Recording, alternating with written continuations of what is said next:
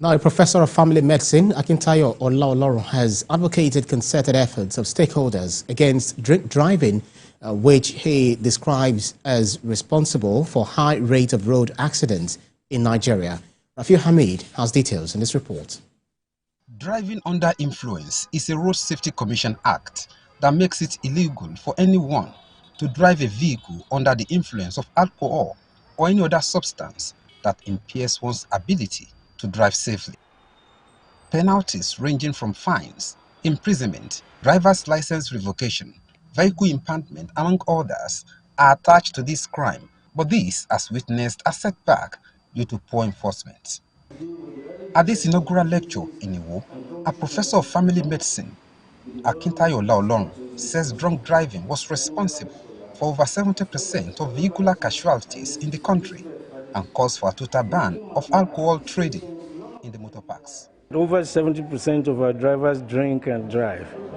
So we must all rise up against this. As you may know, alcohol is sold, for example, in motor parks. I guess that is the first step to take to ban that from happening, because if it's not easily available to them, they would not consume it before getting in behind the wheel.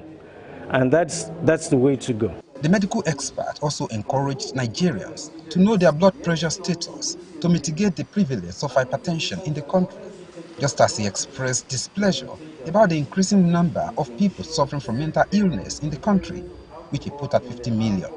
Blood pressure is silent, but it's a killer when it's too high. So it's good for everyone to monitor it constantly once you are above the age of 18, so that if it's high, you can do something to bring it down to normal. As far as mental health is concerned, it's a major part of our health that we need to take care of. And basically, the best way to do it is to relax always. Now, despite that, there will be mental illnesses. There have been promises, there have been things we have had, but as at now, there's nothing yet. You know, there was a time the National Assembly made rules that say, okay, medical doctors will not be allowed to travel out of the country after training and the likes, but I've not seen anything really in action. Report has it that over 16,000 health workers have departed Nigeria in the last 5 years, and the inaugural lecturer wants support for institutions in the training of more medical professionals.